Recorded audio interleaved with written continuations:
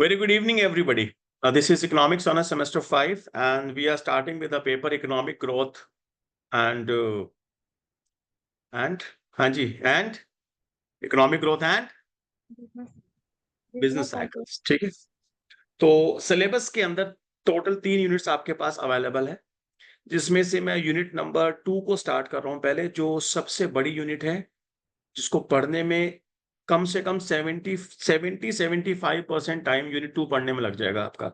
इतना बड़ा यूनिट है, और एक एग्जाम पॉइंट ऑफ व्यू से देखोगे तो ये 50% वेटेज रखता है एग्जाम्स के अंदर, ठीक है।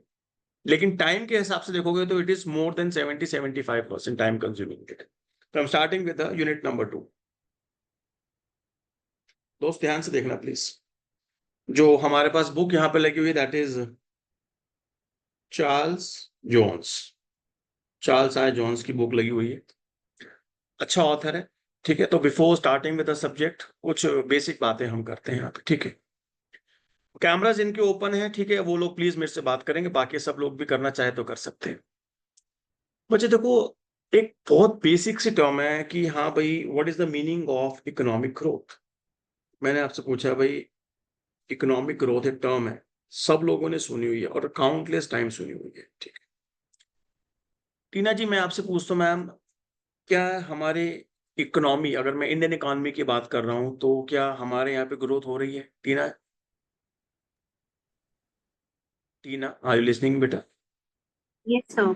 हाँ जी, तो इकोनॉमिक ग्रोथ, क्या हमारे इंडिया में इकोनॉमी की ग्रोथ हो रही है? सर यस, मतलब अभी जैसे डेप्रिसिएशन आया था तो उसके बाद मतलब ग्रो कर रहा है, लाइक यस इंडिया ये ग्रो कर रही है। डेवलप। आपको कैसे पता लगता है कि कोई कंट्री ग्रो कर रही है? एवरीबडी, एवरीबडी जिसको बोलना है वो हैंड रेस करके बोल सकता है। निष्ठा जी, आप बताइए, कैसे पता लगेगा कि किसी कंट्री की ग्रोथ हो रही है, किसी इकोनॉमी की ग्रोथ हो रही है या नहीं हो रही? कैसे आप उसको आइडेंटिफाई करेंगे? मैम आपकी आवाज नहीं आ रही। आदित्य, आप बोलिए।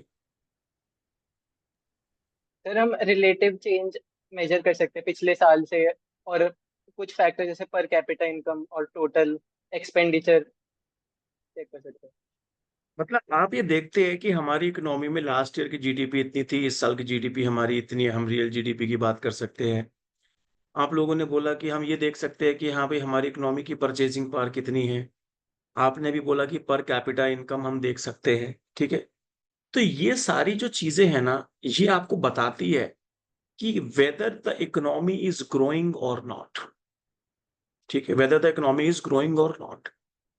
But if I ask you, economy की जो ग्रोथ होती है वो होती किन वजहों से है? What are the reason behind growth of economy? Economy की जो ग्रोथ है वो क्यों होती है? ये आपने बोला कि हाँ, हम देखेंगे लोगों का लिविंग स्टैंडर्ड बढ़ रहा है, लोग ज्यादा स्पेंड कर रहे हैं, ठीक है, लोग ज्यादा अच्छा लिविंग स्टैंडर्ड के साथ साथ कार्स में भी मेंटेन कर रहे हैं, पॉवर्टी लाइन के नीचे अब कम लोग हमारे पास है, अनएम्प्लॉयमेंट हमारी इकोनॉमी में कम होती जा रही है। तो ये जो सारी चीजें हैं ना, ये इंडिकेटर्स हैं, these are the indicators that economy is growing, कि हमारी इकोनॉमी ग्रोथ हो रही है, ये इंडिकेट करता है। But the question is, what are the reason behind it? Economy की ग्रोथ होती कैसे है? हाँ जी, anybody would like to say something? Please raise hand and say, economy की ग्रोथ होती किन चीजों की वजह से है? What are the factors affects the economic growth? ये जितने अभी हमने डिस्कस करे, they are the indicators of economic growth. What are the reasons behind it? किस वजह से इकोनॉमी की ग्रोथ? यहाँ पे मैक्सिमम लोग जो जवाब देते हैं वो कहते हैं sir, government policies, government policies. Government policy की अगर हम बात करें, अमृतुल जी आप बोलिए प्लीज, आपका हैंड रेस्ट है। सर मे बी प्रोडक्शन जो हो रहा है। ठीक है, वेरी गुड। सबसे पहले एक इंपॉर्टेंट चीज यहाँ पे आई, प्रोडक्शन। हम क्या इकोनॉमी प्रोड्यूस कर रहे हैं, प्रोडक्शन का स्केल क्या है, जो हमारे फैक्टर्स ऑफ प्रोडक्शन है उनकी प्रोडक्टिविटी कितनी है, राइट? बिकॉज गवर्नमेंट कभी भी पॉलिसी जो लगाएगी, whether it comes to the physical policy or it comes to the monetary policy, policy कोई आसमान से रिसोर्सेस लेके नहीं आती।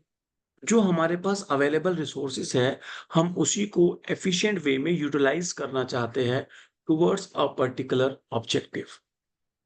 पॉलिसी कभी भी रिसोर्सेज को इंक्रीज नहीं कर देगी एकदम से। हाँ, उसका लॉन्ग टर्म इफेक्ट जरूर हो सकता है कि हाँ अब हम ये पॉलिसी लगाएंगे तो प्रोडक्शन ज्यादा होगी, तो नेक्स्ट टाइम पीरियड के लिए हमारे पास रिसोर्सेज ज्यादा हो सकते हैं। बट इमीडिएटली पॉलिसी लगाने से इमीडिएट रिस्पॉन्स कभी भी रिसोर्सेज का इंक्रीज नहीं आता।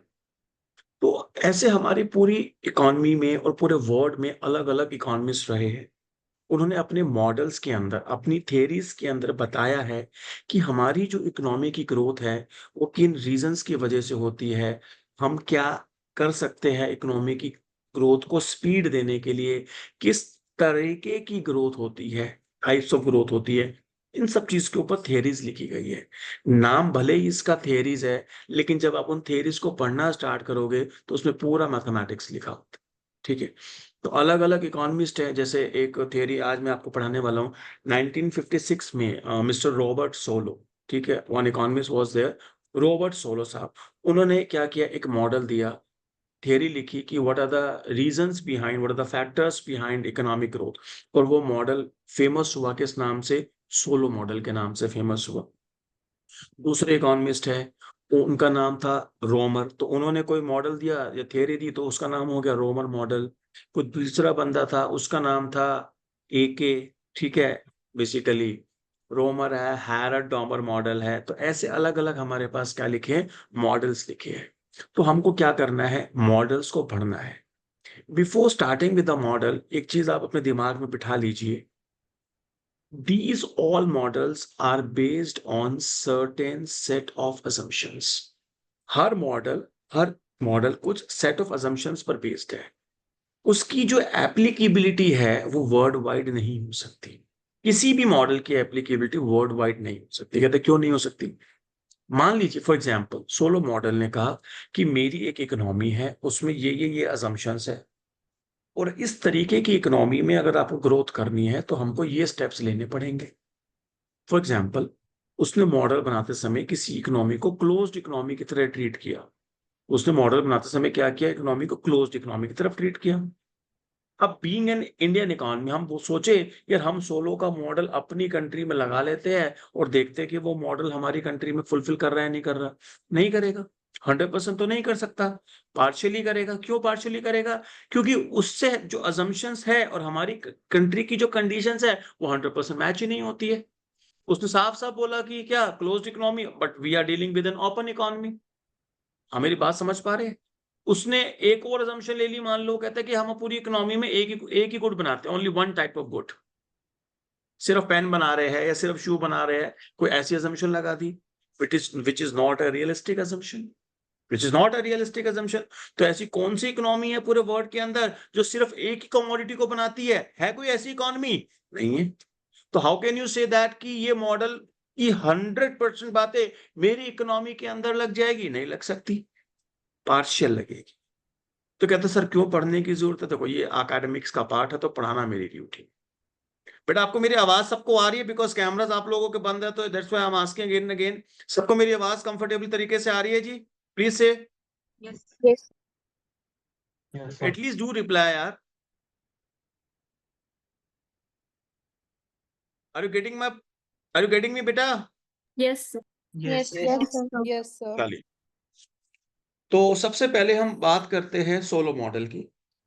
देखो ध्यान, सोलो मॉडल क्या है बेटा? स्टार्टिंग में 10-15 मिनट लगते हैं टॉपिक का ब्रीफ करने में, और उसके बाद फिर वो प्रॉपर मैथमेटिक्स, आपको इक्वेशंस दिखाई देगी। ठीक है, Yes, sir. Yes, sir. Thank you. तो सोलो मॉडल की बात करते हैं। आप सबसे रिक्वेस्ट है, आप प्लीज नोटबुक्स एक बार ओपन करना चाहे तो कर लीजिए। कुछ पॉइंट्स में डिक्टेट करूंगा, आप साथ साथ लिखना चाहे लिख लीजिए, अदरवाइज नोट्स तो बाद में पीडीएफ के फॉर्म में आपको मिल जाएंगे। लिख लेंगे वेल एंड गुड है, नहीं लिखोगे तो कोई प्रॉब्लम नहीं। देखो सबसे पहले हम कहते हैं कि ये जो सोलो मॉडल है 1956 में रॉबर्ट सोलो साहब ने हमको दिया। कहते ठीक है, अब 1956 का कोई मॉडल लिखा हुआ है, सुनिए ध्यान से, क्या उस समय आप बहुत ज्यादा इंपोर्ट एक्सपोर्ट की बात करेंगे? नहीं। क्या उस समय बहुत ज्यादा इकोनॉमी में इन्फ्लेशन की आप बात करेंगे? नहीं। तो जिस समय पर इस मॉडल को इंट्रोड्यूस किया गया, उस समय के सर्कमस्टांसेस के हिसाब से, उस समय की, उस एरा की assumptions यहाँ पे आज भी लिखी हुई है, ठीक है। There are certain set of assumptions, समझिए ध्यान से क्या है। सबसे पहली assumption वो क्या लिखता है, कहता है जिस कंट्री की हम बात कर रहे हैं that country will produce only one good, वो एक ही तरीके का सिंगल गुड की बात करते हैं। Country produce and consume only a single good, लिख लीजिए, country produce and consume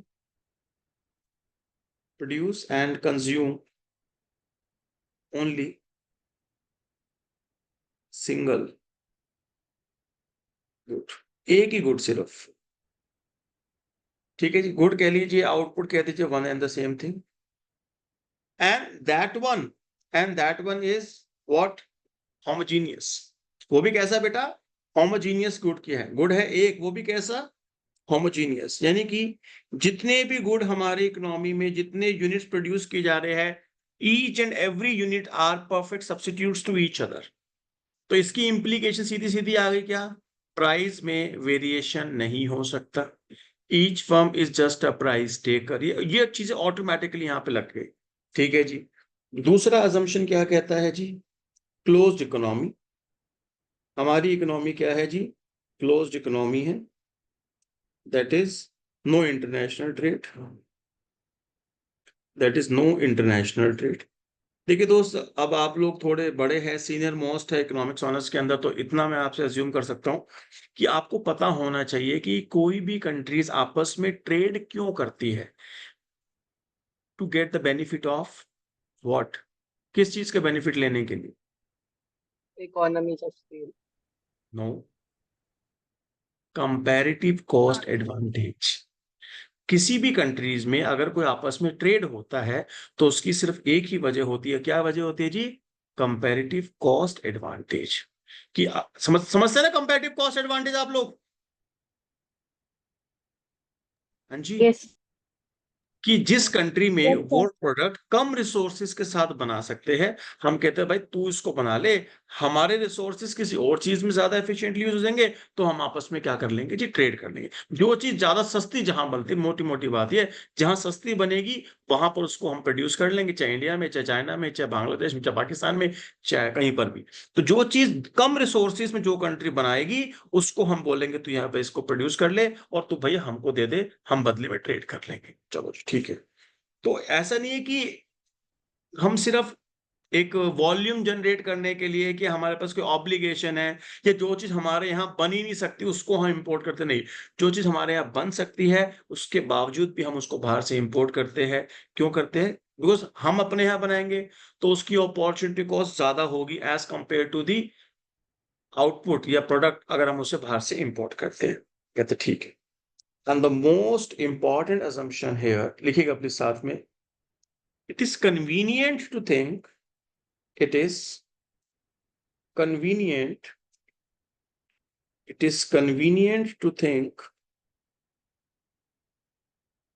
of this output, of this output as units of a country's GDP, units of a country's GDP। ये सबसे important assumption है और इसको पढ़ के as such कोई बहुत ज्यादा क्लियर नहीं होता है। देखो क्या कहते हैं, कहते हैं हम ये अज्यूम करेंगे कि जितने इस कंट्री में आउटपुट बन रहा है ना वही उसकी जीडीपी है। कहते हैं क्या मतलब, मान लेते हैं आपको समझाने के लिए मैंने बोला, हम अज्यूम कर रहे हैं कि सिंगल गुड बनाते हो, कहते हाँ जी बनाते। कहते क्या बनाते हो सिंगल गुड, मैंने कहा भाई हम ये पेन है, हम ये पेन बनाते हैं, एग्जाम्पल हमने कहा जी हम पेन बनाते हैं, कहते ठीक है। कहता है इस साल आपने कितने यूनिट प्रोड्यूस करे, मैंने कहा जी इस साल मैंने 1000 यूनिट्स ऑफ पेन प्रोड्यूस करे हैं। तो कहता है ये जो यूनिट्स है ना यही कंट्री की जीडीपी है, तो इस कंट्री की इस साल की जीडीपी भी कितनी होगी, 1000। और इसको लिखते समय इसने बिल्कुल भी नहीं बोला कि ये रियल जीडीपी की बात कर रहा है या नॉमिनल जीडीपी की बात कर रहा है। ऑथर ने कहीं पर भी स्पेसिफाई नहीं किया है कि whether it is a real GDP और नॉमिनल जीडीपी। तो ये दोनों को ही रीड करना पड़ेगा। और अगर मैं कह रहा हूं कि भैया मैंने 1000 यूनिट पेन बनाए और रियल जीडीपी 1000 थी, तब तक तो कोई दिक्कत नहीं थी। लेकिन अगर यही नॉमिनल जीडीपी भी मुझे काउंट करनी है कि 1000 यूनिट्स पेन के बनाए हैं और मेरी इकोनॉमी की नॉमिनल जीडीपी भी 1000 है, तो what it implies? It implies that the price per unit of pen is 1 unit of currency. अगर आप इंडिया की बात कर रहे हो तो पेन का प्राइस 1 रुपी होगा। आप यूएस की बात कर रहे हो तो इस पेन का प्राइस 1 यूएसडी होगा। आप जापान की बात करेंगे तो इस पेन का प्राइस 1 येन होगा। आप मेरी बात समझ रहे? तो इस अजम्पशन, यहां से अजम्पशन क्या हुई कि जो प्राइस है, प्राइस पर यूनिट क्या हो गया? हाँ जी, क्या हो गया per unit price? 1 unit of currency. India है तो 1 रुपया है, यूके है तो 1 यूरो है, सॉरी जो भी करेंसी है वहां की उसके हिसाब से, pound, sorry pound. Are getting me guys? समझ में आ रही सबको अजम्पशन क्या कहना चाहता है ये? हाँ जी। sir. Next assumption is technology. Technology is exogenously given. Technology is exogenously given.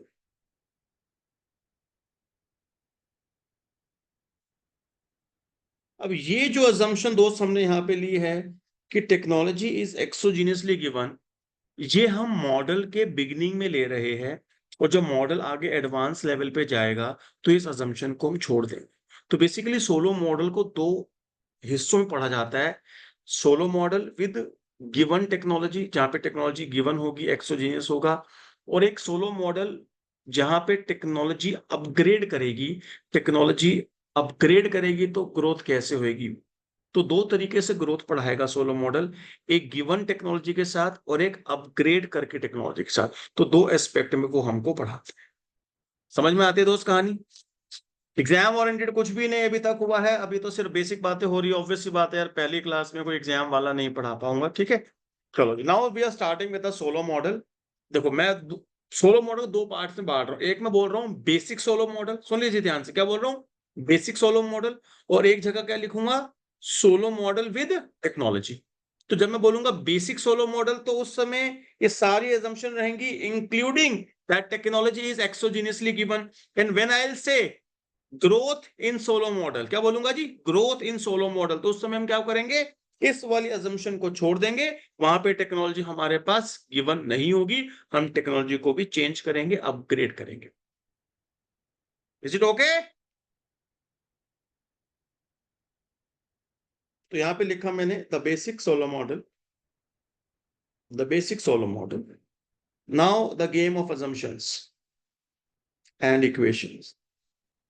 देखिए जी, सोलो मॉडल कहता है, सुनिए प्लीज ध्यान से, सोलो मॉडल हमको कहता है कि भैया हमारी जो इकोनॉमी की ग्रोथ है, हम यहाँ पे 2 चीजों को लेके करेंगे। मैंने कहा बताओ जी किन 2 चीजों को लेके करेंगे? कहता है एक तो भैया हमारे पास प्रोडक्शन फंक्शन है, एक है हमारे पास प्रोडक्शन फंक्शन,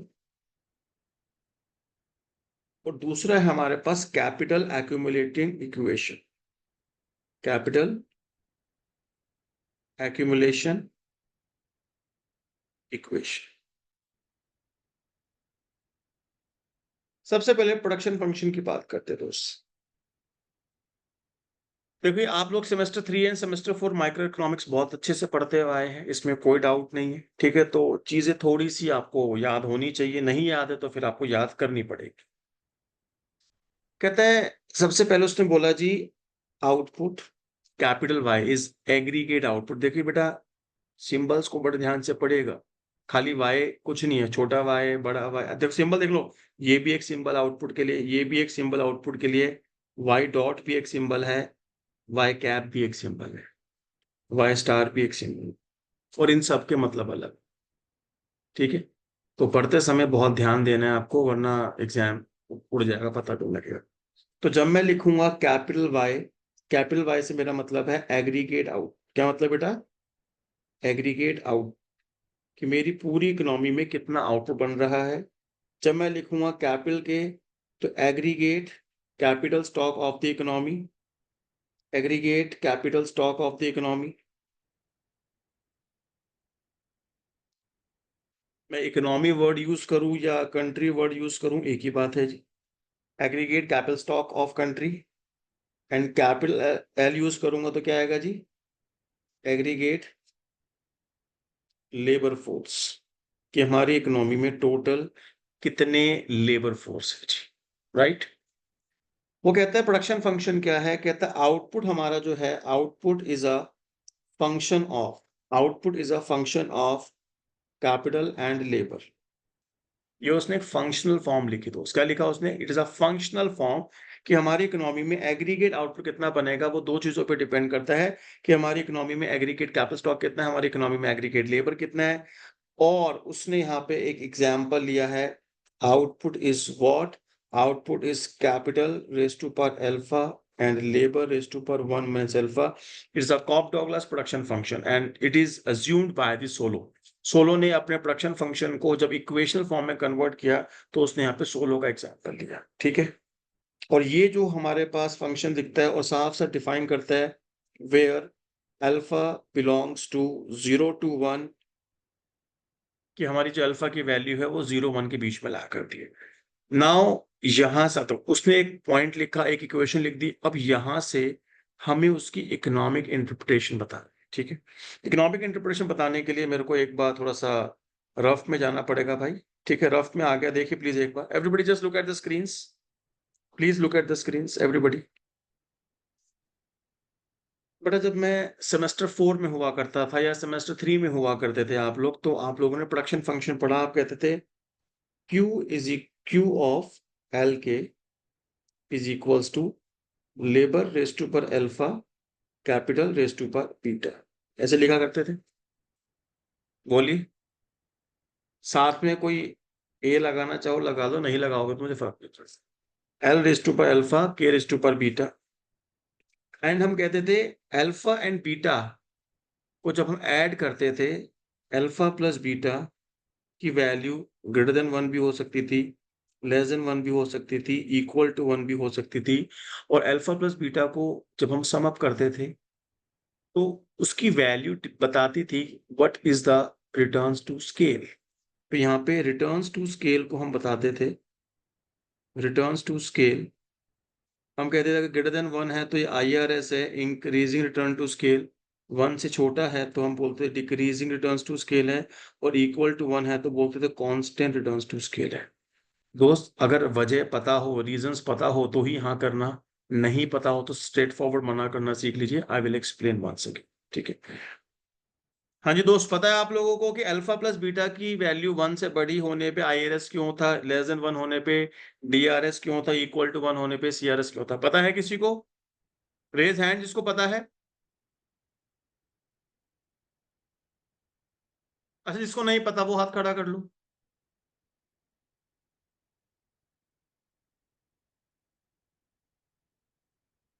चलिए, down down your hand please. चलिए मैं एक्सप्लेन करता हूं, ध्यान से समझना। Before starting with this utility function, एक इतना सबको याद है ना, अगर हम रिटर्न टू स्केल क्या कहता था, the law of return to scale says हम अपने सारे इनपुट्स को, हम अपने सारे फैक्टर्स ऑफ प्रोडक्शन को एक परसेंटेज से इंक्रीज करेंगे। मान लो X परसेंटेज से इंक्रीज किया, 20% बढ़ाया, 30%, एक गिवन परसेंटेज से सारे इनपुट्स को बढ़ाया। अगर आउटपुट उस परसेंटेज से ज्यादा इंक्रीज कर गया तो हम उसको बोलते हैं इंक्रीजिंग रिटर्न टू स्केल। अगर आउटपुट उससे कम से इंक्रीज करेगा तो बोलते थे डिक्रीजिंग रिटर्न टू स्केल। और जिस परसेंटेज से इनपुट बढ़ता था उसी परसेंटेज से आउटपुट बढ़ेगा तो कहते थे कांस्टेंट रिटर्न टू स्केल। इतना सबको याद है? अच्छा प्लीज लेट मी नो, इतना याद है? चलिए, तो मैंने यहाँ पे देखो क्या किया, ये मेरे पास एक गिवन प्रोडक्शन फंक्शन था, कहते बिल्कुल ठीक है। मैंने कहा लेट अस सपोज हमने सारे फैक्टर्स ऑफ प्रोडक्शन को लैम्डा टाइम्स बढ़ा दिया, तो new output which is a function of lambda L and lambda के, हमने लेबर को भी लैम्डा टाइम्स बढ़ा दिया और कैपिटल को भी लैम्डा टाइम्स बढ़ा दिया। So my new function, new output will be lambda L raise to पर alpha, lambda K raise to पर बीटा, और you can say this is my new output which is Q star. Lambda को हमने बाहर निकाला तो alpha plus beta, L raise to पर alpha, K raise to पर बीटा, एंड ये हमारे पास पुराना आउटपुट है। तो हमने लिखा ऐसे Q star is equals to lambda raise to पर अल्फा प्लस बीटा इनटू में Q, लिख सकते हैं इसको ऐसे। नाउ नया आउटपुट Q स्टार कितना है, पुराना आउटपुट मल्टीप्लाई में दिस, पुराना आउटपुट मल्टीप्लाई में दिस। लेट सपोज मैंने आपको बोला भाई लैम्डा की जो वैल्यू है वो 2 है, इसका मतलब मैंने लेबर को भी डबल कर दिया और कैपिटल को भी डबल कर दिया, जितना परसेंटेज में 100% बढ़ा दिया। अगर इस अल्फा प्लस बीटा की टोटल वैल्यू 1 है, इसका क्या मतलब हुआ कि नया आउटपुट पुराने आउटपुट का डबल आ गया। इट मींस जिस परसेंटेज से आपने इनपुट को बढ़ाया एग्जैक्टली उसी परसेंटेज से क्या हो जाएगा, आउटपुट बढ़ेगा। इफ इसका टोटल 1 आ गया, तो अगर अल्फा प्लस बीटा मेरा 1 है तो हमको क्या मिलेगा, कांस्टेंट रिटर्न टू स्केल, कि जिस परसेंटेज से आपने इनपुट को बढ़ाया, आपने इनपुट को लैम्डा टाइम्स बढ़ाया तो आउटपुट भी मेरा लैम्डा टाइम्स बढ़ गया। और अगर इसकी वैल्यू टोटल मिला के 3 आई, इसका मतलब क्या हुआ, 2⁻3 that comes to 8। Output, input को आपने बढ़ाया कितना, 2 टाइम्स डबल किया, बट आउटपुट कितना बढ़ रहा है आपका, 3 टाइम्स बढ़ रहा है। ये कब पॉसिबल होगा, जब अल्फा प्लस बीटा की वैल्यू क्या होगी, 1 से ज्यादा होगी। और अगर इसकी वैल्यू 0.6 है तो ऑब्वियसली आउटपुट बढ़ा आपका डबल और इनपुट बढ़ा आपका डबल और आउटपुट आपका डबल से कम इंक्रीज हुआ, तो that represent the decreasing return to scale. यहां तक की बात सबको समझ में आ गई? Yes sir. तो अगर जब सोलो साहब ने इस फंक्शन को ऐसा डिफाइन किया यहाँ पे कि अल्फा और 1 माइनस अल्फा, तो इन दोनों का जब हम टोटल करेंगे तो ऑटोमेटिकली मुझे क्या मिलने वाला है, 1 मिलने वाला है। तो ये प्रोडक्शन फंक्शन हमको क्या रिप्रेजेंट करता है, हाँ जी, ये प्रोडक्शन फंक्शन हमको क्या रिप्रेजेंट करता है, constant returns to scale, constant returns to scale. बेटा इसको मैं यहाँ पे बोल रहा हूँ, it is aggregate production function, it is aggregate production function. हमारी इकोनॉमी टोटल कितना आउटपुट बन रहा है, ये फंक्शनल फॉर्म में है, ये इक्वेशन फॉर्म में है, दोनों ही मेरे पास क्या है बेटा, एग्रीगेट प्रोडक्शन फंक्शन। यहां तक की बात सबको समझ में आती है? अब एक बात सुनो, यहाँ पे हम कहते हैं हम अपनी इकोनॉमी के अंदर फैक्टर पेमेंट करते हैं, कहते हैं बिल्कुल करता है। फैक्टर पेमेंट की बात करेंगे हम यहाँ पे। How many factors of production we have? We have 2 factors of production. One is the capital and one is the labor. कहता है लेबर को पर यूनिट क्या देते हो, मैंने कहा wage rate, W is what? Is per unit cost of labor, and R rental value की हम बात कर रहे हैं, is per unit cost of capital, capital की पर यूनिट कॉस्ट है जी। तो हमारे पास टोटल कॉस्ट अगर हम देखें तो टोटल कॉस्ट पूरी इकोनॉमी में जो आउटपुट आप बनाते हो उसकी टोटल कॉस्ट कितनी आ रही है, that is WL plus RK, this is will be the total cost. Aditya hand raise बेटा सवाल कर सकते हैं। सर ये लास्ट केस में हमने कांस्टेंट रिटर्न्स टू स्केल क्यों कंक्लूड करा था, इसको मतलब इसकी why is it value constant? Alpha है, इसकी वैल्यू बीटा है। हमने कहा अल्फा प्लस बीटा अगर 1 आ जाएगा तो CRS हो जाएगा बेटा। हाँ यस यहाँ पे अल्फा है और दूसरे की वैल्यू 1 माइनस अल्फा है, कट गया तो क्या आया, 1 तो क्या है, ये ऑटोमेटिकली CRS दे दिया। यस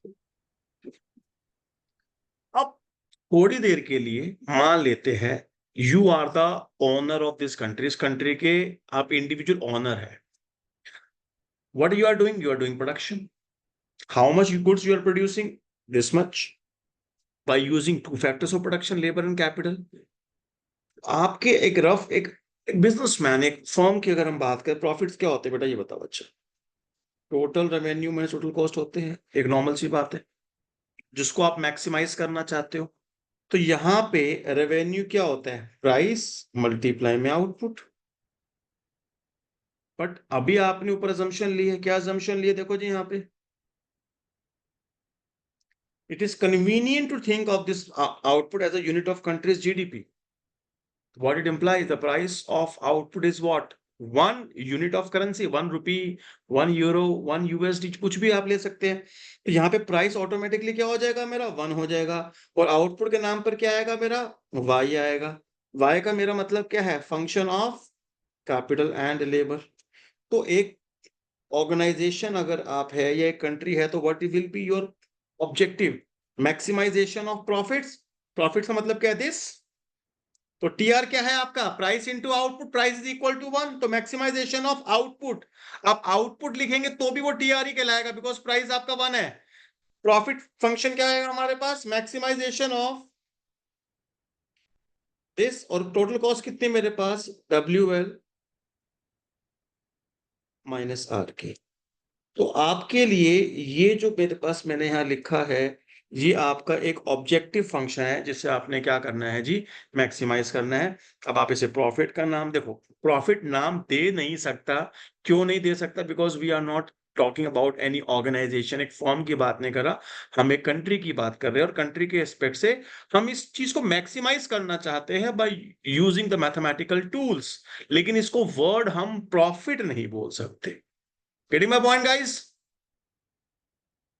यार देखिए आप कैमरास बंद हैं और मुझे लिटरली नहीं पता लग रहा कि आप लोग मीटिंग में हो या नहीं हो। मैं एक बार के लिए मीटिंग पॉज कर रहा हूं प्लीज। चलिए जी सुनना ध्यान से, तो इसको हम प्रॉफिट नहीं लिख सकते हैं, क्यों नहीं लिख सकते, एक फर्म होती तो हम लिख सकते थे, लेकिन कंट्री के लिए वर्ड प्रॉफिट लिखना is not a good thing. तो इसको कोई भी एक रैंडम वेरिएबल आप लिख दीजिए, मैंने कुछ भी लिख दिया, मैंने कहा लेट, आप बताइए जो आप बोलेंगे वो लिख दूंगा। कि बुक में क्या लिखा है, बुक में कुछ लिखा ही नहीं है, उन्होंने सीधा दे दिया। मैंने आपको, मैं पाए लिख रहा हूँ एंड पाए का मतलब मेरा यहाँ प्रॉफिट नहीं है, सुन लो, मैं पाए लिख रहा हूँ बट पाए का मेरा मतलब यहाँ प्रॉफिट नहीं है, कुछ और लिखना आपको, एक्स वाई मत लिखना, जेड जेड ही मत लिखना, उनके अलग मीनिंग आएंगे, कुछ भी आप लिख लीजिए, बट पाए doesn't stand for the profits here. मैंने कहा फंक्शन है जी मेरे पास ये। अब वो कहते हैं जी what should be the optimum quantity of labour, कितनी लेबर होनी चाहिए इकोनॉमी के अंदर, कितनी कैपिटल होनी चाहिए हमारी इकोनॉमी के अंदर, in order to maximise this, in order to maximise this, तो ऑब्जेक्टिव जो आपका उसे मैक्सिमाइज करना चाहते हो। अब आप कहते जी हमें ऑप्टिमाइजेशन फॉर लेबर करना है, तो what I will do, I will partially differentiate with respect to labour, तो आप क्या करेंगे, डेल पाई अपॉन में डेल एल निकालेंगे, तो इसका डेरिवेटिव क्या आएगा जी, ये कैसे रीड करूंगा इसे, ये क्या है, देखो देखोगे तो अपने आप में आउटपुट है नहीं, how will I read it, please बताइए क्या है, change in output due to change in labour minus W, ये क्या है, marginal productivity of labour, put first और डेरिवेटिव इक्वल्स 0, तो MPL will be equals to wage rate. तो सीधी सी कहानी आ गई, ये तो आपने पहले ही पढ़ा है कि हमें कितनी लेबर अपॉइंट करनी चाहिए कि, अब यहाँ पे अपॉइंट वर्ड नहीं करेंगे तो क्या बोलेंगे यहाँ पे, what should be the employment level, हमारी इकोनॉमी में एम्प्लॉयमेंट लेवल क्या होना चाहिए, MPL should be equal to the wage rate. Similarly अगर आप यहाँ पे डेल पाई अपॉन में डेल के करोगे, तो डेल वाई अपॉन में डेल के माइनस आर, ये हमारे पास MPK हो जाएगा, तो rental value will be equal to the marginal productivity of capital. चलो जी ये बात भी हमें समझ में आ गई, लेकिन यहाँ पे आपका जो ऑथर है वो कुछ और आपसे लिखवाना चाह रहा है, ध्यान से देखना वो क्या लिखवाना चाह रहा है। इसी इक्वेशन को हम दूसरे तरीके से डिफरेंशिएट करते हैं, बेटा प्लीज ध्यान से देखिए, मैंने यहाँ लिखा pi is equals to, instead of writing this function मैंने यहाँ पे इसको क्या लिख दिया, इक्वेशनल फॉर्म लिख दी, I am writing the equational form here, what is the equational form, k raised to power alpha l raised to power 1 minus alpha minus rk minus wl। क्या मैं इसको ऐसे लिख सकता हूँ, instead of writing this functional form मैंने simply क्या कर दिया, इक्वेशनल फॉर्म लिख दिया और कुछ भी नहीं किया। Now differentiated with respect to, partial derivative लगाइए विद रिस्पेक्ट टू एल, आप एल के रिस्पेक्ट डिफरेंशिएट करिए, k raised to power alpha as आ गया 1 minus alpha l 1 minus alpha minus 1 minus w, put first और डेरिवेटिव इज इक्वल टू 0, तो ये मेरे पास क्या आएगा 1 माइनस अल्फा इंटू के रेज टू पर अल्फा। यहाँ पे ध्यान से अगर देखेंगे तो इस 1 से 1 ये कैंसिल हो जाएगा और एल रेज टू पर अल्फा डिनोमिनेटर में चला जाएगा जी, एल रेज टू पर अल्फा डिनोमिनेटर चला गया, और ये जो माइनस W था, इस माइनस W को मैं यहाँ से हटा करके इधर ला सकता हूँ, सही है सर नो, हाँ जी, Yes, sir. तो मैंने उठा के इसको यहाँ लिख दिया, मैं कहा W यहाँ पे होते हैं। Now listen to me very carefully please, अगर मेरे को यहाँ पे अगर मेरे को राइट हैंड साइड में आउटपुट लिखना है, y लिखना है, तो y की वैल्यू क्या है, k रेज टू पर alpha l raise to per 1 minus alpha. I have k raise to पर अल्फा हेयर, क्या नहीं है, l raise to per 1 minus alpha नहीं है, तो what I am doing, I am writing l raise to per 1 minus alpha and 1 upon, basically मैंने इसे multiply divide कर दिया, तो न्यूमरेटर में ये तो मिलके क्या बन जाएगा, मेरा y बन जाएगा। तो wage rate is equal to 1 minus alpha into में y, और डिनोमिनेटर में आप देखोगे तो अल्फा अल्फा कट जाएंगे, सिर्फ मेरे पास क्या बच जाएगा, हाँ जी, सिर्फ मेरे पास क्या बच जाएगा, l बच जाएगा। तो मेरे पास एक इक्वेशन आ गई है ये, ठीक है जी। क्या मैं इस इक्वेशन को ऐसे लिख सकता हूं, हाँ जी। तो कहता है हमारे पास इस कंडीशन से भी, look at the screen please, इस कंडीशन से भी ऑप्टिमाइजेशन ऑफ लेबर हो रही है और इस कंडीशन से भी ऑप्टिमाइजेशन ऑफ लेबर हो रही है, दोनों सेम ही चीज है। फर्क क्या था, ये फंक्शनल फॉर्म को डिफरेंशिएट किया है, ये इक्वेशनल फॉर्म को डिफरेंशिएट किया है। तो यहां से मैं कंक्लूड कर सकता हूं, कहता क्या कंक्लूड कर सकते हो, कि marginal productivity of labour is nothing but what, 1 minus alpha y upon l। भाई वेजेट वेजेट कॉमन है, दोनों एक ही इक्वेशन से है ना, एक फंक्शनल फॉर्म से आया है, एक इक्वेशनल फॉर्म से आया है। तो marginal productivity of labour is nothing but what, 1 minus alpha upon into में y अपॉन। इतनी बात सबको समझ में आ रही है, ये एमपीएल ही है, ओके। Yes sir. हाँ जी, is it clear to everyone. Yes. Similarly आप कर सकते हैं कैपिटल के लिए, तो उसमें आप क्या करेंगे, इसी फंक्शन को क्या कर देंगे जी, यहाँ पे डेल पाई अपॉन में डेल के कर देंगे, सॉल्व करेंगे उसको। तो वहां से जो मेरे पास वैल्यू आएगी, मैं सीधा सीधा वैल्यू लिख देता हूं, वहां पे जो मेरे पास आर की वैल्यू आएगी वो आएगी है मेरे पास अल्फा वाई अपॉन में के, वो ये वाली वैल्यू आएगी। तो कोई मुझे बताएगा कि यहाँ पे ये जो अल्फा वाई अपॉन के है ये क्या है, it is marginal productivity of capital, ठीक है जी। अब एक बात सुनना बच्चे बड़े ध्यान से प्लीज, इधर देखिए, look at the screen please, और सोच के आप जवाब देंगे तो ज्यादा हमें समझ में आए। मैं वापस ऊपर चलता हूं, मैंने कहा सोलो मॉडल ने हमको कहा था कि भैया मैं जो अपनी इकोनॉमी की ग्रोथ दिखाऊंगा वो प्रोडक्शन फंक्शन और कैपिटल एक्युमुलेशन इक्वेशन से दिखा, मैं दो चीज का यूज करूंगा, ठीक है। आप जो जवाब देंगे ना मैं उसके अकॉर्डिंग चलूंगा, भाड़ में जाए वो, जो आप बोलेंगे मैं उसको फॉलो करूंगा। प्रोडक्शन फंक्शन दो होते हैं, एक होता है एग्रीगेट और एक होता है पर वर्कर, एक होता है एग्रीगेट, एक होता है पर वर्कर। एग्रीगेट क्या होता है, पूरी इकोनॉमी में कितना आउटपुट बन रहा है, दैट इज कैपिटल वाई। और एक मेरे पास जो आएगा, जो मैं नेक्स्ट पेज पे लिख रहा हूं, स्मॉल वाई। स्मॉल वाई का मेरा मतलब है आउटपुट पर वर्कर, कि एक वर्कर कितना आउटपुट जनरेट करता है। तो स्मॉल वाई क्या हुआ, हमने कहा भाई टोटल कितना आउटपुट ना, कहते हैं कैपिटल वाई। टोटल यूनिट्स कितने हैं हमारी इकोनॉमी में लेबर की, कैपिटल एल, तो this is output per worker. किसी इकोनॉमी की ग्रोथ देखने के लिए आप उस इकोनॉमी का एग्रीगेट जीडीपी देखोगे या पर कैपिटा जीडीपी देखोगे, ऑनेस्टली बता। एक कंट्री कहती है एक पर कैपिटा, पर इंडिविजुअल को कितना पैसा मिल रहा है हमें वो देखना है ना। पूरी इकोनॉमी की तो बहुत बड़ी जीडीपी है, लेकिन पॉपुलेशन ही उसके अंदर इतनी ज्यादा है, तो पर यूनिट तो कम मिलेगा ना उस व्यक्ति को, हर व्यक्ति को। किसी भी कंट्री की इकोनॉमी की ग्रोथ अगर देखनी है तो वहां पे एग्रीगेट्स को नहीं देखा जाता, हमेशा किसको देखा जाता है, पर वर्कर या पर कैपिटा जिसको आप कहते हैं। तो इसीलिए अभी जो प्रोडक्शन फंक्शन हम पढ़ रहे थे that was the aggregate production function. Now we have to convert this aggregate production function into a per worker, और यू कैन से पर लेबर कह दीजिए। अब यहां देखिए आउटपुट की क्या वैल्यू हमारे पास, कैपिटल रेज टू पर alpha, labour raise to per 1 minus alpha upon में एल। इसको अगर हम सॉल्व करेंगे तो डिनोमिनेटर में आ जाएगा ना ये 1 माइनस अल्फा, 1 से 1 कैंसिल हो जाएगा, L raised to पर alpha, तो we can write it as like K upon L whole raised to पर alpha. क्या मैं इसको ऐसे लिख सकता हूं? अब बच्चे देखना ध्यान से प्लीज, स्मॉल y क्या है? बोलिए आउटपुट पर वर्कर।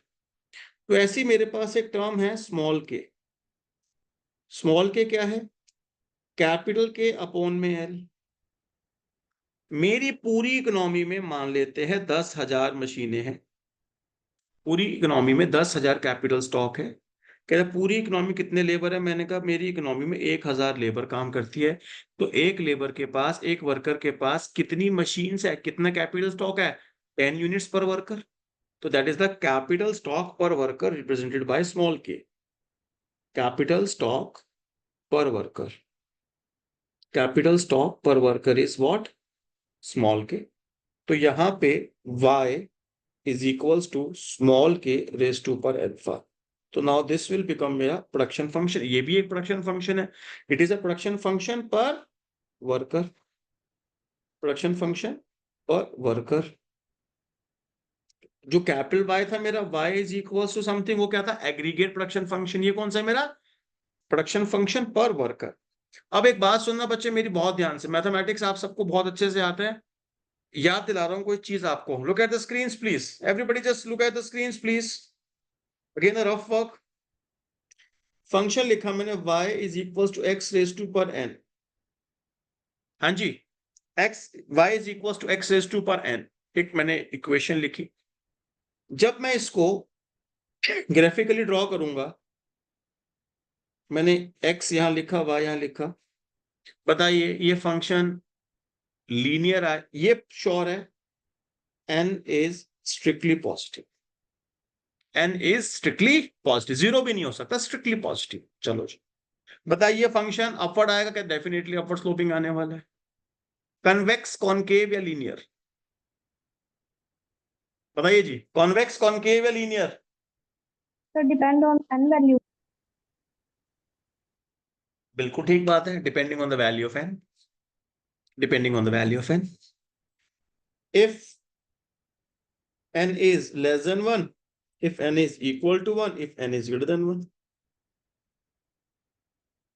अगर देखो जी n की वैल्यू 1 है तो क्या बन गया? ये लीनियर। 1 से छोटी है तो क्या बन जाएगा? कनकेव। 1 से बड़ी है तो कैसे बन जाएगा? कन्वेक्स। याद दिलाऊं? याद करो, रिस्क सेमेस्टर 3 में पढ़ा था। Utility function is equals to C square root. तो ये रिस्क एवर्स था क्योंकि पावर 1/2 लगी हुई है। याद आया? u इज इक्वल टू सी था तो क्या था? रिस्क न्यूट्रल, लीनियर जाता था फंक्शन। और अगर u equal to C square था तो रिस्क लवर था, कन्वेक्स जाता था यूटिलिटी फंक्शन। याद आया? फिर भी याद नहीं आ रहा तो कोई बात नहीं, क्या करिए, एग्जाम्पल ले लीजिए। मैंने कहा भैया काम करते हैं, y raise to power root x लगा देते हैं, y is equal to x लगा देते हैं, और y is equal to x square लगा देते हैं। आपको सबको मैथमेटिक्स आता है। फर्स्ट ऑर्डर डेरिवेटिव निकाल दीजिए, y dash, it is root x का 1/2 root x, it is 1 and it is 2x। First derivative सबके पॉजिटिव है तो अपर स्लोपिंग आने वाला है। सेकंड ऑर्डर डेरिवेटिव निकालेंगे, ये 0 हो जाएगा तो फंक्शन कैसा हो गया? लीनियर हो गया। ये पॉजिटिव आएगा, सिर्फ हमारे पास आया 2 विच इज स्ट्रिक्टली पॉजिटिव, तो वो कैसा हो गया? ये कॉन्वेक्स हो गया, ये लीनियर हो गया।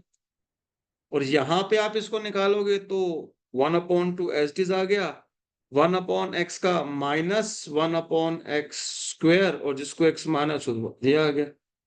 तो जो भी आंसर में नेगेटिव लगा तो फंक्शन कैसा लगेगा जी? कनकेव लगेगा। बोलिए,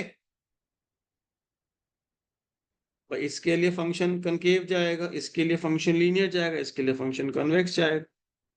गॉट इट? से समथिंग यारो प्लीज। Yes. Yes, sir. अब मैं इस प्रोडक्शन फंक्शन पे आ गया। Now I have a production function y is equals to k raise to power alpha, यानी output per worker is equals to capital stock per worker raise to power alpha. और function ने खुद ही define किया था, alpha belongs to 0 to 1। साफ सा define किया हुआ है, अल्फा बिलोंग्स टू 0 to 1। तो ये बात तो श्योर है ना कि अल्फा की वैल्यू स्ट्रिक्टली पॉजिटिव होगी लेकिन 1 से छोटी होगी।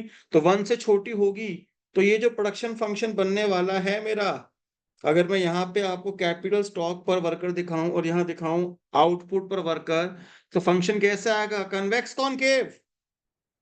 Convex. Convex Concave. कॉनकेव आएगा। तो ये तो मैथमेटिकल प्रॉपर्टी से हमने निकाल दिया कि फंक्शन कैसे आने वाला है, मेरे पास कॉनकेव आने वाला है। लेकिन इसकी इकोनॉमिक इंटरप्रिटेशन क्या है? देखिए ध्यान से, पहली बार कैपिटल बड़ी आउटपुट बड़ा, फिर कैपिटल बड़ी आउटपुट बड़ा, फिर कैपिटल बड़ी आउटपुट बड़ा, फिर कैपिटल बड़ी आउटपुट बड़ा। तो कैपिटल तो इक्वल इक्वल बढ़ रही है बट आउटपुट तो डिक्रीजिंग रेट से बढ़ रहा है। तो what it indicates? Diminishing returns to a factor. हाँ जी, क्या इंडिकेट कर रहा है ये? Diminishing returns to factor. Diminishing returns to factor का ये इंडिकेशन। ये बात सबको समझ में आती है? तो अगर हम स्केल की बात कर रहे थे एग्रीगेट प्रोडक्शन फंक्शन की, वो क्या था जी? कांस्टेंट रिटर्न्स टू स्केल था। लेकिन उसी को जब हमने यहाँ पे कन्वर्ट किया पर वर्कर के अंदर, तो ये ऑटोमेटिकली क्या दिखाने लग गया हमको? डिमिनिशिंग रिटर्न्स टू फैक्टर दिखाने लगा। यहां तक किसी को बात डाउट है तो आप प्लीज मुझसे पूछ सकते हैं। तो ये जो हमने यहाँ पे लिखा, हमें चाहिए था प्रोडक्शन फंक्शन। तो प्रोडक्शन फंक्शन के नाम पे मेरे पास क्या आ गया? Output per worker is equals to capital stock per worker raise to पर alpha, and this represents what? Diminishing returns to factor. Why? Because alpha की वैल्यू 1 से छोटी होने वाली है। यहां तक कोई डाउट है तो आप प्लीज मुझसे पूछ सकते हैं, अदरवाइज फिर मैं आगे चलूंगा।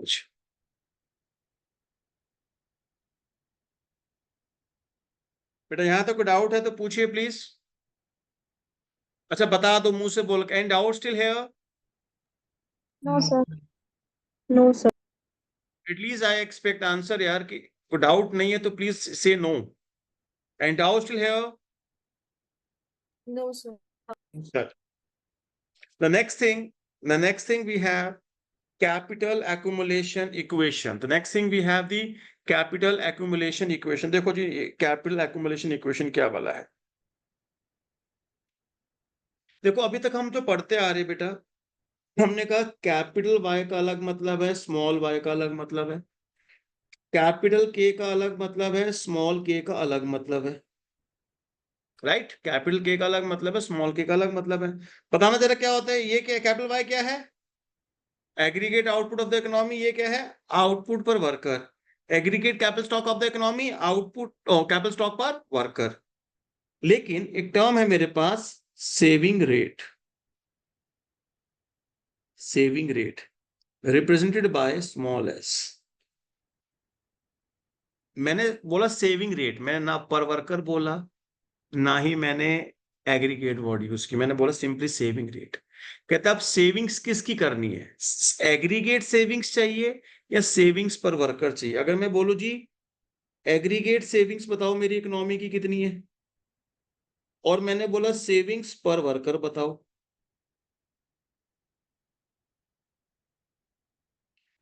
भाई हमारी पूरी इकोनॉमी में कितना आउटपुट प्रोड्यूस किया? कहता वाई। भाई इसकी वैल्यू मान लो 30% है, 0.3। तो कहता आपने कितना टोटल सेव किया? मैंने कहा एस वाई। पूरे एग्रीगेट आउटपुट का 30% लोगे तो पूरी इकोनॉमी की सेविंग आ जाएगी। एक वर्कर के आउटपुट का 30% लेंगे तो एक वर्कर की सेविंग आ जाएगी। लेकिन सेविंग रेट को डिफाइन नहीं कर सकते कि ये एग्रीगेट सेविंग रेट है या पर वर्कर का सेविंग रेट है। Saving rate is saving rate. समझ पा रहे हैं आप मेरी बात को? Yes. Yes, sir. Yes, sir. अच्छा, अब एक सबसे इंपॉर्टेंट चीज समझना ध्यान से। आज तक आप जो भी चेंज देखते हो कि हमने इसको चेंज किया विद रिस्पेक्ट टू दिस, इसको डिफरेंशिएट किया विद रिस्पेक्ट टू दिस, किसी भी चीज के अंदर मल्टीपल वजहों से चेंज आता है। एक बात सुनना please, listen to me very carefully. मैंने बोला कैपिटल है मेरे पास, capital stock of the economy, aggregate capital stock. मैंने कहा इसमें चेंज आएगा? कहता हाँ आएगा। There are many reasons. कहता हाँ। मैंने कहा टाइम की वजह से क्या चेंज आएगा, due to the time period. तो मैंने कहा भाई change in capital stock due to change in the time period, small T represents the time period. तो इसको मैं रिप्रेजेंट करूंगा कैपिटल के रेज टू पावर डॉट। ये बता इसको रीड कैसे करेंगे, के डॉट आज के कैसे रीड करेंगे, change in aggregate capital stock due to change in the time period. किसी और वजह से चेंज को अगर आएगा तो मान लो हमने बोला जी change in capital stock due to X Y Z factor, इसको आप के डॉट नहीं लिख सकते। के डॉट सिर्फ तभी बोला जाएगा जब कैपिटल का चेंज होगा, किसकी वजह से, हाँ जी किसकी वजह से, Time period. टाइम पीरियड की वजह से। If time period is the reason behind change, तो ही आप उसको ऐसे लिखेंगे, अपार्ट फ्रॉम दैट नहीं लिख सकते। It's not only for the capital, it's for everything. Change in labour stock या change in labour worker due to change in the time period, it is L dot. तो dot सिर्फ तब आएगा जब उस किसी भी वेरिएबल का हम चेंज देख रहे हैं with respect to time period. जब वो टाइम पीरियड के रिस्पेक्ट में होगा तो ही डॉट लगाएंगे, अदरवाइज डॉट नहीं लगा सकते। ये बात सबको याद रहेगी जी। Yes. अच्छा जी, अब एक बात सुनना बहुत ध्यान से, बड़ी इंपॉर्टेंट कहानी मेरे पास आ रही है।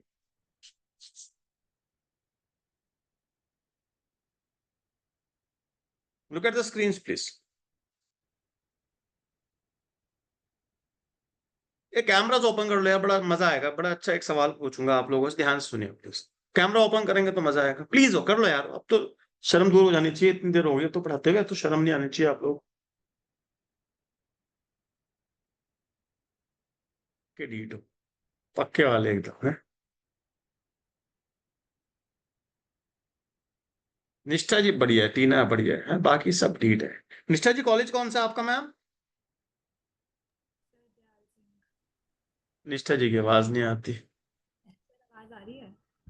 लिटिल लिटिल थोड़ा तेज, थोड़ा सा तेज बोलिए। सर दयाल सिंह। अच्छा Dayal Singh, very good very good. अब आई थी आवाज। देखिए जी, पहले ना एक ऑर्गेनाइजेशन के पॉइंट से सोचते हैं और उसी चीज को हम इकोनॉमी के पॉइंट से सोचेंगे, ठीक है। निष्ठा जी मान लीजिए आप एक कंपनी की, एक फर्म की ऑनर है। You have certain units of capital, आपके पास कुछ कैपिटल है, ठीक है। भाई हमने कहा हमारा एक फाइनेंशियल ईयर है, एक फाइनेंशियल ईयर है, जनवरी टू दिसंबर वाला मान लेते हैं, ठीक है। हमने कहा 1 जनवरी 2024 टू 31 दिसंबर 2024, ठीक। एक आपका ये फाइनेंशियल ईयर, अकाउंटिंग ईयर है। Opening stock of capital, opening stock of capital जो भी आपका होगा, हमने उसको रिप्रेजेंट किया के T, beginning of the time period. मान लेते हैं आपके पास 1000 यूनिट्स थी मशीनों की। मैं उनकी मॉनेटरी वैल्यूज नहीं लिख रहा हूं, आई am writing the number of machines, number of units of capital, उनकी मार्केट वैल्यू नहीं लिख रहा।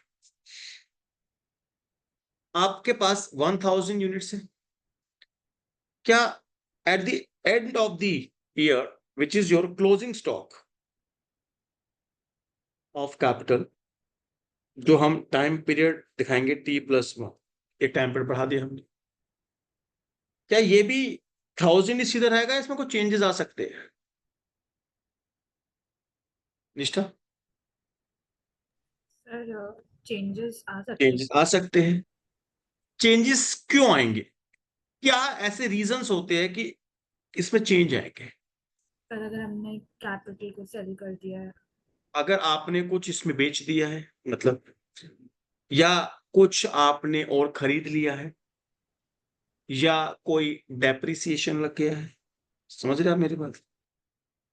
तो बेसिकली हम कहते हैं ओपनिंग कैपिटल जो है आपकी केटी, अगर आप कोई इन्वेस्टमेंट्स करते हैं, if you will do some investments in it, तो वो हम ऐड कर देंगे इन्वेस्टमेंट्स। अगर कोई हम बेच रहे हैं तो इन्वेस्टमेंट्स ना, हम उसे माइनस में इन्वेस्टमेंट बोलेंगे, डिस इन्वेस्टमेंट वर्ड यूज करेंगे, उसके लिए अलग से कोई टर्म नहीं आएगी, ठीक है। If investments will be negative तो by default it will become dish investments.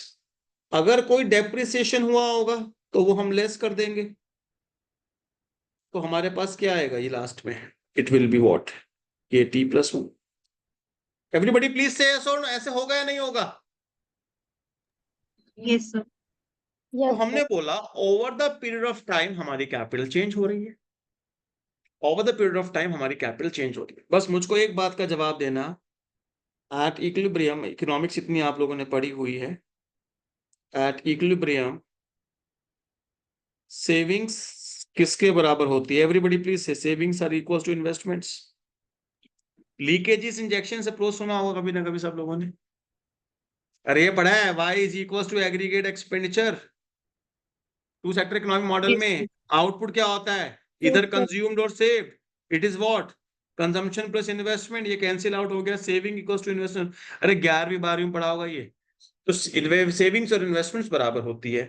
तो अगर हम कहते हैं एग्रीगेट सेविंग्स की मैं बात कर रहा हूँ, if aggregate savings are what? Saving rate multiply में एग्रीगेट आउटपुट, तो it will become your aggregate investments. At equilibrium आपके एग्रीगेट इन्वेस्टमेंट्स भी कितनी होगी? SY। तो यहाँ पे मैं क्या ऐसा लिख सकता हूं कि भैया जब ये साल शुरू हुआ तो मेरी कैपिटल कितनी थी? KT। जब ये टाइम पीरियड खत्म हुआ तो मेरी कैपिटल कितनी है? T+1, KT plus 1। इन्वेस्टमेंट्स कितनी करी आपने? भैया जितनी साल हमने आउटपुट जनरेट किया एग्रीगेट, उसका एक fraction, small S is a fraction, 20%, 30%, whatever. और डेप्रिसिएशन कितना लगा जी? जितना हमारा कैपिटल स्टॉक था, जितना हमारा कैपिटल स्टॉक था उसका कुछ percentage, small D. Small D represents depreciation rate, small D represents depreciation rate. तो स्मॉल एस जैसे सेविंग रेट है, तो स्मॉल डी क्या है बेटा मेरे पास? Depreciation rate. Am I clear on this?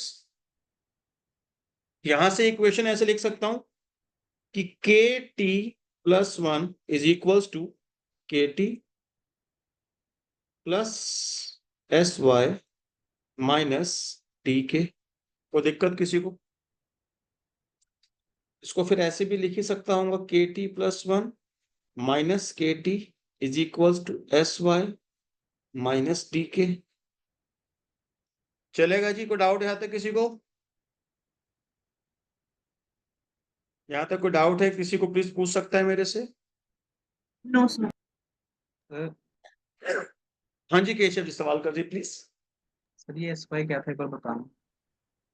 बेटा आपने इस साल जितनी और मशीन खरीदी, कितनी इन्वेस्टमेंट्स करी? कितनी इन्वेस्टमेंट्स करते हो? जितनी आप सेविंग कर। पूरी इकोनॉमी की इन्वेस्टमेंट्स किसके बराबर होगी? जितनी पूरी इकोनॉमी की सेविंग्स होगी। Yes sir. सेविंग कितनी कर रहे हो? जितना आउटपुट बना रहे हो उसका एक फ्रैक्शन, ये लिखा saving rate. It is nothing but APS, average propensity to save है ये। Okay sir, got. Right? और ये क्या है? Change in capital stock over the period of time. एक टाइम पीरियड में चेंज होगी ना कैपिटल, तो कैसे रिप्रेजेंट करेंगे इसे? K dot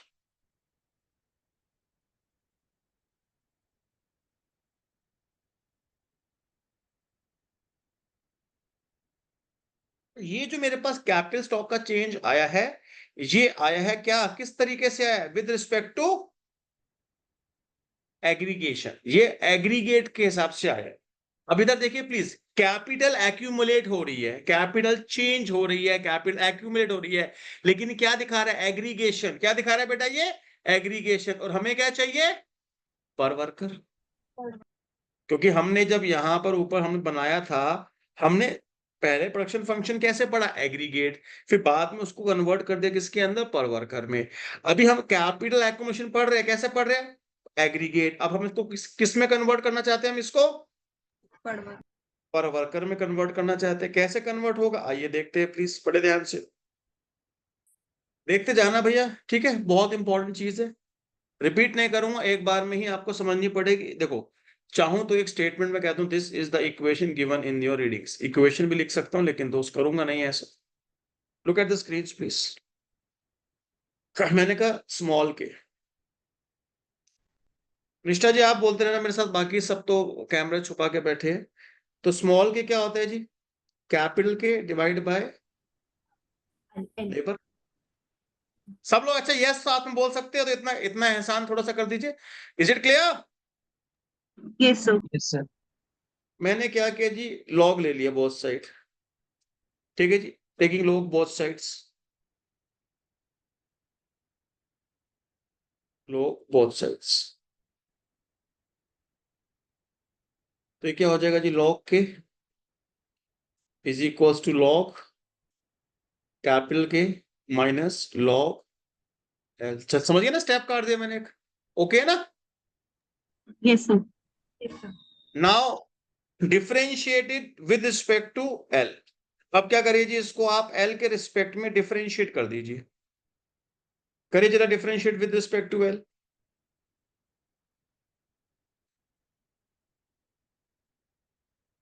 Sorry, with respect to time period. My mistake. We have differentiated with respect to time period.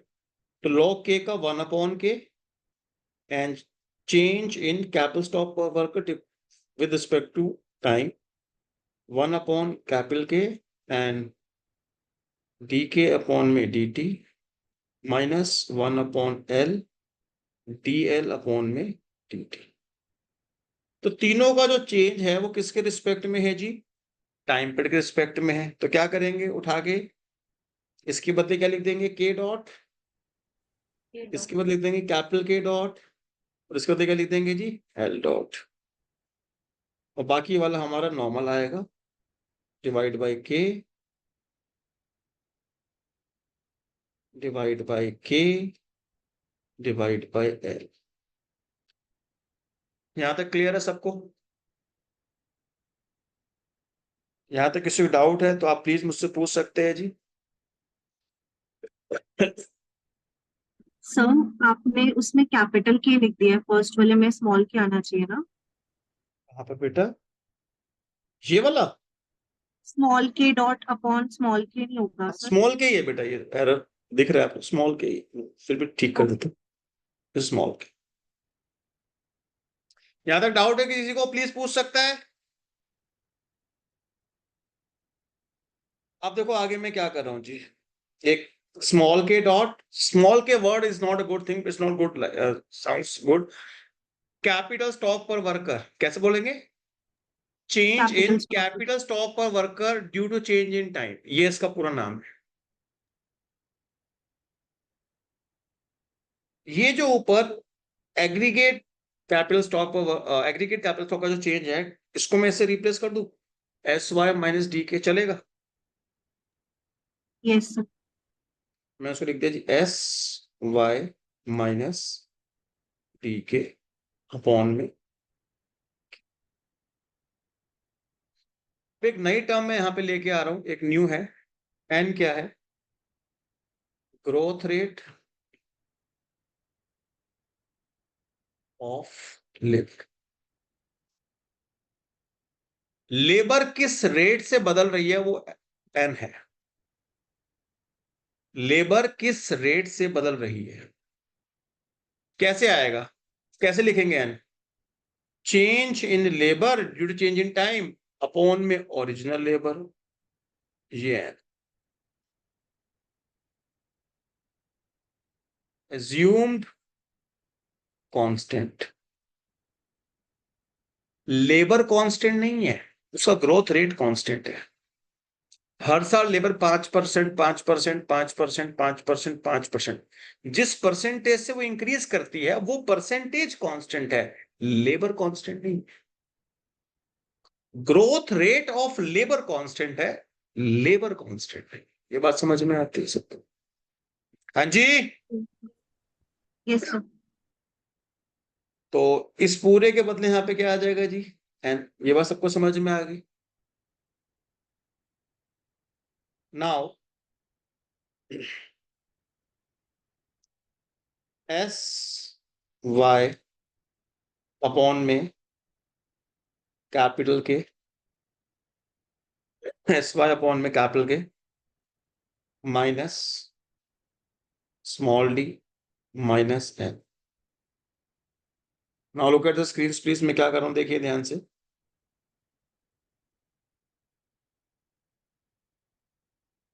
मैंने यहाँ पे न्यूमरेटर और डिनोमिनेटर दोनों को ही एल से डिवाइड कर दिया जी।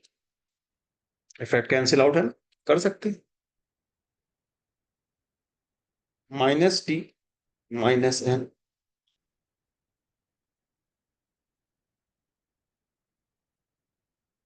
Now it will become S Y upon में small K minus T minus N, LCM ले लीजिए,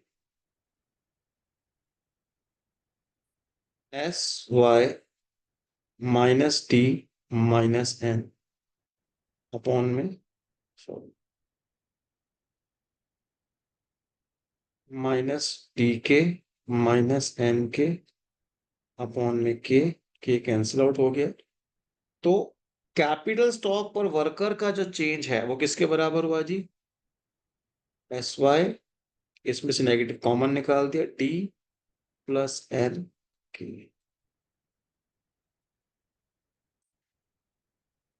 ये इक्वेशन आ गई जी बस। ये इक्वेशन क्या दिखाती है, कैपिटल एक्यूमुलेशन पर वर्कर।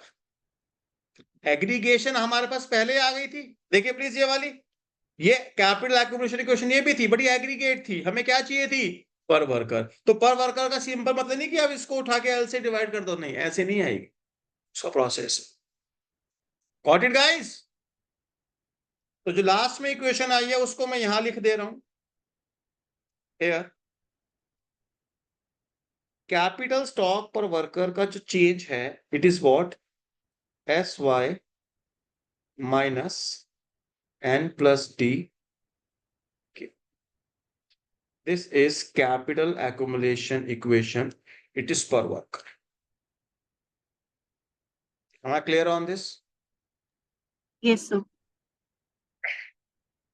तो ये दो इक्वेशन हमारे पास है, कहते हैं अब इस दोनों की हेल्प से कैसे हमारे पास सोलो मॉडल आगे चलेगा। यहां तक कोई डाउट है तो आप प्लीज मुझसे पूछिए।